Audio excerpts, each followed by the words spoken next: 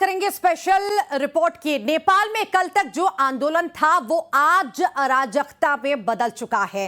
कल social media ban हटाने के नाम पर उग्र हुआ आंदोलन खुद एंटी सोशल हो गया है।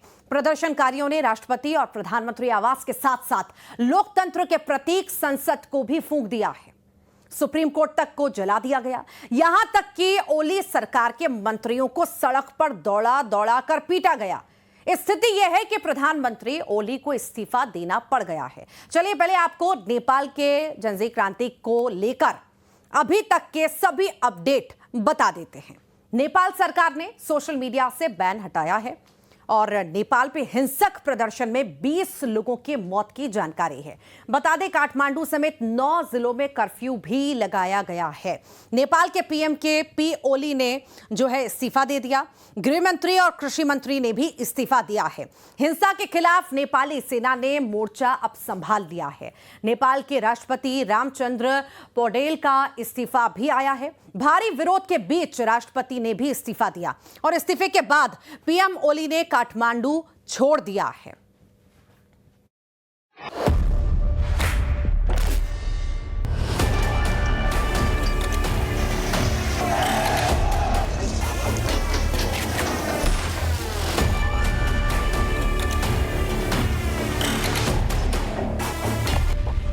नेपाल की सड़कों पर विद्रोह के शोले, सिस्टम से नाराजगी, आक्रोश की लहर।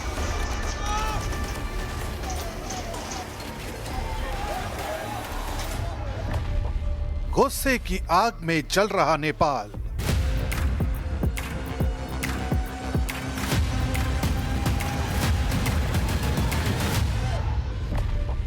काठमांडू से पोखरा तक युवाओं का कोहराम।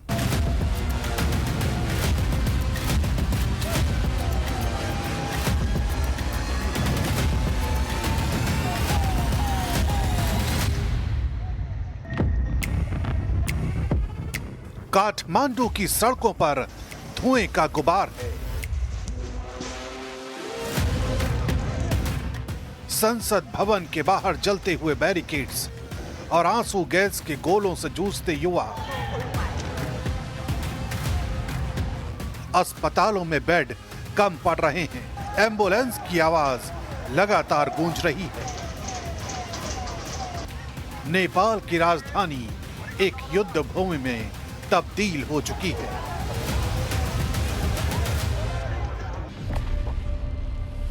इस आंदोलन को जेन जी क्रांति कहा जा रहा है। इसका ट्रिगर बना सोशल मीडिया बैन। सरकार ने 26 प्लेटफॉर्म को ब्लॉक कर दिया। प्रदर्शनकारी कहते हैं यह सिर्फ बैन नहीं, अभिव्यक्ति की आजादी पर हमला है। भ्रष्टाचार, बेरोजगारी और तानाशाही रवैये के खिलाफ युवा सड़कों पर है। नेपाल में कई सालों से हो रहा कुशासन, मिस गवर्नेंस, करप्शन के खिलाफ प्रोटेस्ट है। सोशल मीडिया तो ये सरकार की प्लानिंग थी। उनको मालूम था कि ये बड़ा प्रोटेस्ट होने जा रहा है। देश में बहुत बड़ा प्रोटेस्ट हुआ है। संसद भवन में आग लगा दी गई है। वित्त मंत्री जी को सड़क पे दौड़ा दौड़ा कर पीटा गया है, जो इतने सालों से उनके यहाँ टैक्स से खेल रहा होगा। तो ये ऐसा नहीं है कि सिर्फ जैन जी इतना पागल हो गया है कि यूट्यूब बंद हो गया है तो वो चिड़चिड़ा गया है और एक दिन में इतना बड़ा प्रोटेस्ट हो जाएगा कि प्रधानमंत्री को नेपाल छोड़ के भागना पड़ेगा। बहुत दिनों से चुनाव जीतने के लिए जब जब सरकारें बड़े बड़े वादे करती रहेंगी, लोगों को फंसाती रहेंगी कि हम ऐसा कर देंगे, वैसा कर देंगे, तो एक दिन फटेगा। श्रीलंका में आपने देखा, बांग्लादेश में आपने देखा और अब आप नेपाल में देख रहे हैं। आंदोलन स्वतः स्फूर्त है, किसी राजनीतिक दल का नेतृत्व नहीं। नेपाल में हत्यारी सरकार जैसे हैशटैग ट्रेंड कर रहे हैं। काठमांडू, पोखरा, इटहरी, वीरगंज, ललितपुर, बुटवल, भैरहवा, भक्तपुर समेत कई शहरों में कर्फ्यू है। नेपाल का झंडा चाहिए, एमएलए कांग्रेस नहीं चाहिए हमको। नेपाल का देखिए इनकी मांग है, नेपाल का झंडा इन्हें चाहिए और यहाँ पे इस तरह के युवा जो हैं वो सड़कों पर हैं। नेपाल सरकार ने हालात काबू में करने के लिए सेना को तैनात कर दिया है। शूट एट साइट के आदेश जारी हुए हैं। सुरक्षा बल संसद भवन, राष्ट्रपति निवास और प्रमुख सरकारी इमारतों के बाहर तैनात हैं।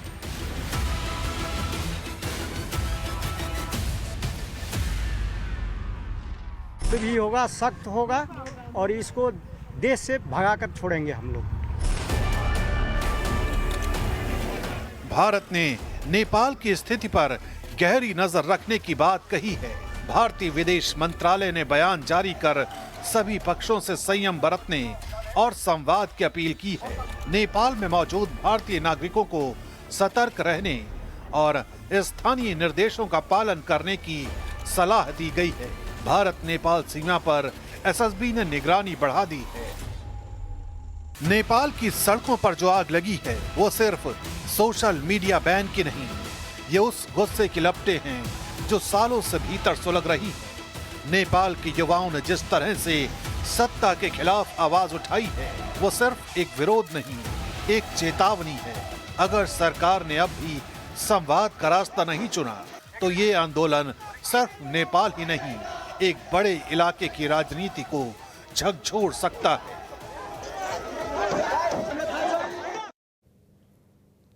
और आगजनी में नेपाल के पूर्व पीएम की पत्नी की मौत की जानकारी है। भीड़ ने पूर्व पीएम झलनाथ खनाल के घर में आग लगाई थी। झलनाथ खनाल की पत्नी रवि लक्ष्मी की जलने से मौत की जानकारी है। हिंसा के बीच नेपाल की सेना का बयान भी सामने आया। हम जनता की सुरक्षा के लिए कटिबद्ध हैं।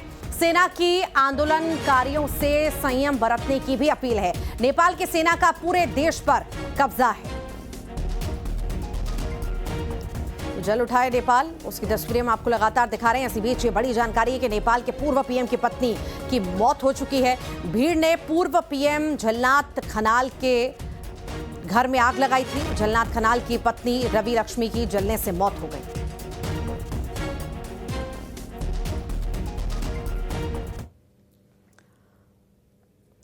और पिछले 2 दिनों में नेपाल का जर्रा जर्रा जल उठा है, या यूं कहें कि नेपाल में समूचा लोकतंत्र ही जला दिया गया। नेपाल में सड़कों पर उतरी इस भीड़ को आंदोलनकारी कहें या फिर उपद्रवी, आंदोलन के नाम पर हिंसा फैलाने वाले इन प्रदर्शनकारियों को दंगाई कहना भी गलत नहीं होगा। 4 सितंबर से ये भीड़ नेपाल में सोशल मीडिया बैन के खिलाफ सड़क पर उतरी थी और आज नेपाल की संसद जलाकर भी चैन से नहीं बैठी है। अब आपको बताते हैं कि आखिर नेपाल के ये युवा बवाल आखिर कर क्यों रहे हैं। तो नेपाल सरकार ने 26 ऐप पर बैन लगाया, रजिस्ट्रेशन नहीं करने पर बैन किया। नेपाल में कंपनियों को ऑफिस खोलने को कहा। साथ ही साथ एससी के आदेश के बाद सख्ती भी दिखाई गई। पढ़ाई और कारोबार पर इसका असर पड़ा और इसी के बाद की तस्वीरें आप लगातार देख रहे हैं।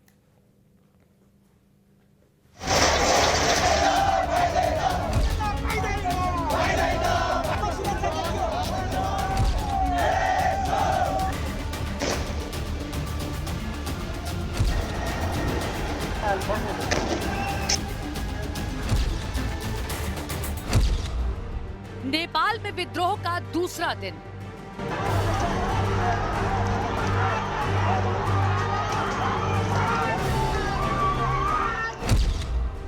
आज फिर सुलगे नेपाल के कई शहर।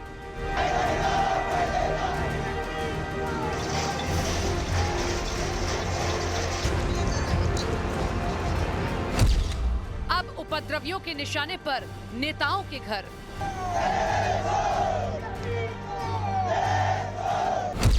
नेपाल के पूर्व पीएम प्रचंड के घर पर हमला।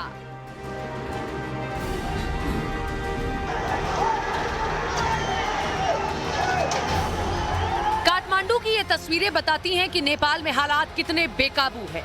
सड़क पर पत्थरबाजी, आगजनी और पुलिस के साथ झड़प।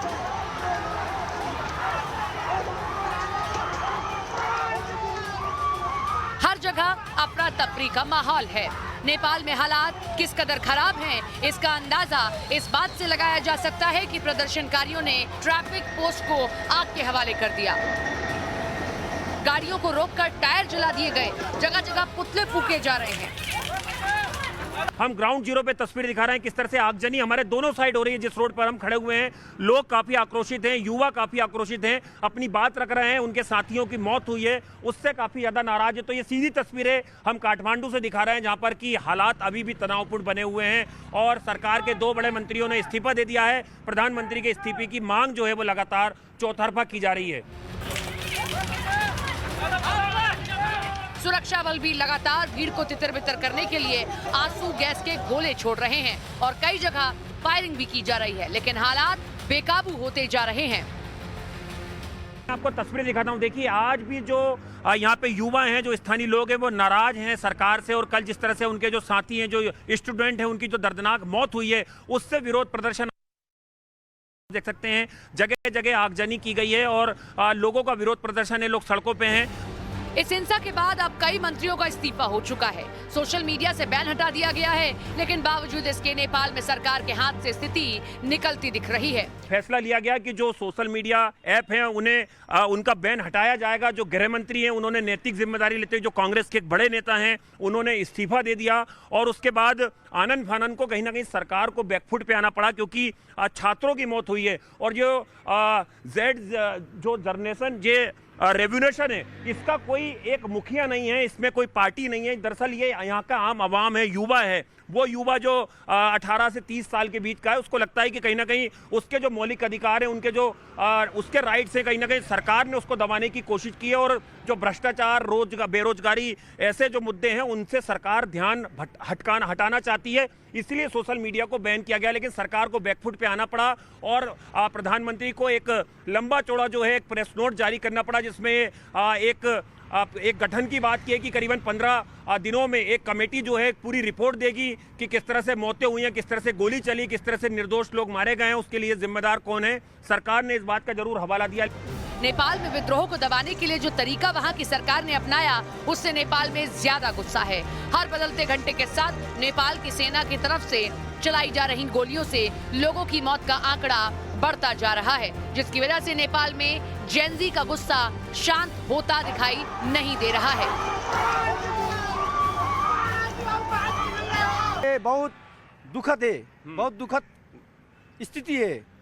ये इस प्रकार का डेमोक्रेसी जनता के लिए नहीं है, वो नेता के लिए डेमोक्रेसी आ रही है नेपाल में, जनता के लिए डेमोक्रेसी नहीं आ रहा है। और इसीलिए सरकार को बैकफुट पे आना पड़ा जो सोशल मीडिया पे बैन हटाने वाली बात। इसीलिए ये सोशल मीडिया का बात तो दूसरी बात है, मेन बात तो ये मेन बात तो करप्शन का है। करप्शन है, करप्शन लीडर है इधर, तो उसका विरुद्ध में है। प्रदर्शनकारियों का गुस्सा इतना बढ़ चुका है कि उन्होंने पार्टी ऑफिस और नेताओं के घरों को निशाना बनाना शुरू कर दिया है। जानकारी है कि पूर्व प्रधानमंत्री प्रचंड के घर पर भी हमला हुआ। हालात को देखते हुए नेपाल सरकार ने सोशल मीडिया बैन हटाने का ऐलान किया है, लेकिन राजधानी और कई जिलों में कर्फ्यू लागू है। और नेपाल के हालातों पर विदेश मंत्रालय की एडवाइजरी भी जारी हुई है। नेपाल की यात्रा फिलहाल स्थगित रखें, नेपाल में मौजूद भारतीय बाहर ना निकलें, यह भी कहा गया है। नेपाल में भारतीयों के लिए हेल्पलाइन नंबर जारी किया गया है। हेल्पलाइन नंबर क्या है वो भी हम आपको बता देते हैं, 9808602881।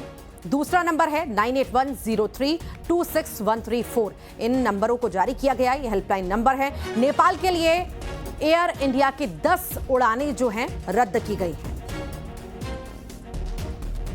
तो नेपाल के हालातों पर विदेश मंत्रालय लगातार नजर बनाए हुए है और इसी बीच एडवाइजरी भी जारी की गई है।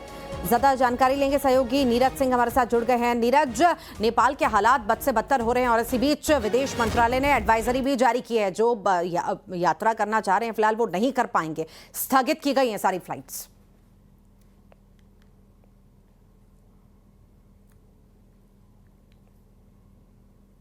वो सुनिश्चित की जाए। विदेश मंत्रालय की तरफ से उन भारतीयों को सुझाव दिया गया है जो नेपाल जाना चाहते हैं। विदेश मंत्रालय की तरफ से साफ कहा गया है कि वो नेपाल जाने से बचे जो भारत से नेपाल जाना चाहते हैं। दूसरी अहम बात यह कि जो नेपाल में इस वक्त भारतीय मौजूद है उनको सुझाव दिया गया कि वो अपने स्थान पर रहें। और इसके अलावा विदेश मंत्रालय की तरफ से 2 नंबर भी जारी किया गया है। वो दोनों नंबर व्हाट्सएप के नंबर है और उस पर कोई भी जरूरत हो तो संपर्क करने की सलाह दी गई है। पूरे मामले पर विदेश मंत्रालय मंत्रालय की नजर है या यूं कहे कि भारत की नजर है। और विदेश मंत्रालय ने साफ कहा है कि सुरक्षा को ध्यान में रखते हुए कोई भी अपने घरों से बाहर ना निकले या ऐसी जगह पे ना जाए जहां हिंसा हो रही है। वाकई हेल्पलाइन नंबर तो नीरज जारी कर दिया गया है। कुछ वहां पर जो लोग मौजूद हैं, छात्र हैं, उन सभी से क्या संपर्क भी साधा किया गया है कि वो सेफ हैं जहां पर हैं, सेफ हैं भी नहीं, या उन्हें किसी मदद की जरूरत है? इस बारे में कोई जानकारी? देखिए, लगातार जो भारतीय दूतावास है वो लगातार संपर्क में, जो लोग दूतावास से संपर्क कर रहे हैं, और एडवाइजरी जारी करने का मकसद यही है विदेश मंत्रालय की तरफ से कि ताकि जो भारतीय इस वक्त नेपाल में मौजूद हैं उनकी सुरक्षा को सुनिश्चित किया जा सके। अगर किसी को कोई दिक्कत होती है तो उस नंबर पे वो संपर्क कर सकता है। उसके बाद भारतीय दूतावास उनकी मदद को बिल्कुल आगे आएगा अगर किसी को कोई दिक्कत होगी। लेकिन विदेश मंत्रालय और भारतीय दूतावास का एक सुझाव साफ साफ है कि कोई भी अपने घरों से बाहर ना निकले जो इस वक्त नेपाल में मौजूद है, क्योंकि सिर्फ काठमांडू नहीं बल्कि पूरे नेपाल में जो स्थिति है इस वक्त बेकाबू है। और जिस तरह की राजनीतिक अव्यवस्था उपजी है, खासकर प्रधानमंत्री ओली के इस्तीफे के बाद, वो भी अपने आप में चिंतनीय है और खतरनाक भी है तमाम लोगों के लिए। और क्योंकि भारत की सीमा नेपाल से लगती है, नेपाल में बहुत सारे भारतीय भी रोजमर्रा के तौर पे भी आते जाते हैं, तो तमाम लोगों को यह सुझाव दिया गया कि जो लोग जाते हैं वो न जाएं, और जो लोग वहां मौजूद हैं अपनी सुरक्षा का ध्यान में रखते हुए अपने घरों से बाहर न निकले। ठीक, फिलहाल के लिए बहुत बहुत शुक्रिया नीरज जानकारी को साझा करने के लिए। तो नेपाल के हालात लगातार बद से बदतर हो रहे हैं और अब विदेश मंत्रालय ने एडवाइजरी भी जारी